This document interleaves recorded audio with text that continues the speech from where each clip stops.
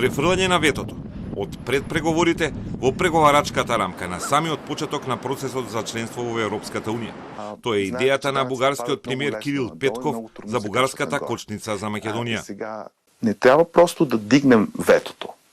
Ние трябва да преместим ветото. Примерно, промяната на Конституцията да се случи преди първата от много глави. Те са на 20 и колко глави, които трябва да се отварят. Преди първата глава те трябва да си променят Конституцията.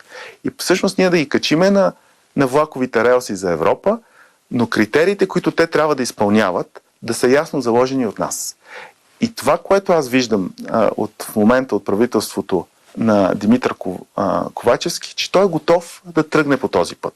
Даваме пътя на Република Северна Македония към Европа, но този път е ослан с изисквания и задължения, ясно рамкирани и по този начин, използвайки цяла Европа да гарантира прогреса, който ние всички искаме като българи да свършим. Во интервјуто за Бугарската нова, Петков покрај сите жешки несогласувања во тамошната 4-члена владина коалиција, како што се економската криза и војната помош за Украина, најмногу време посветува токму за ветото со Македонија. За отварањето во Битола на бугарски културен центар крстен по соработник на фашистите, Петков ниту одговори, ниту беше прашан зошто присуствуваше на настан кој предизвика огромна вознемиреност и гнев во македонското општество.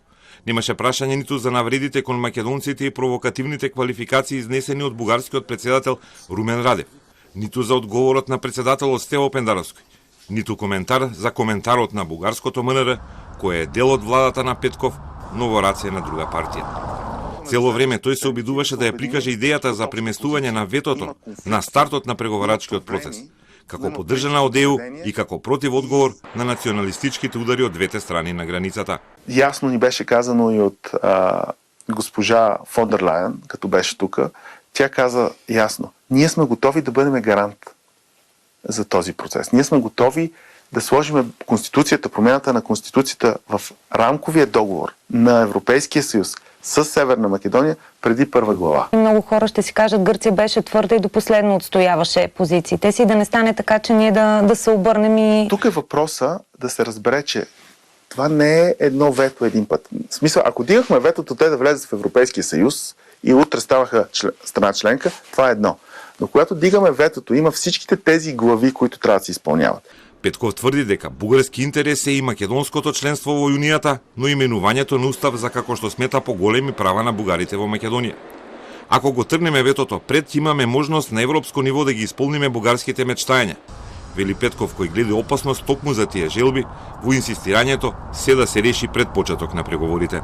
Най-глупавото нещо, което бихме направили сега, според мен, и най-против българския интерес е да се запънем, да кажем, искаме всичките неща, които някога сме си мечтали да се случат преди дигането на ветото, тогава най-вероятно националистическите сили в Северна Македония ще завземат там управлението и шанса някога нашия български интерес да бъде спазен и да бъде направен отива близко до нула. Сега имаме едно нормално правителство в Северна Македония и това нормално правителство е готово да поеме тези ангажименти през Европейския договор. Сепак и покрај ваквите идеи, Петков едноставно потврди. Во јуни нема шанси Софија да го дигне ветото.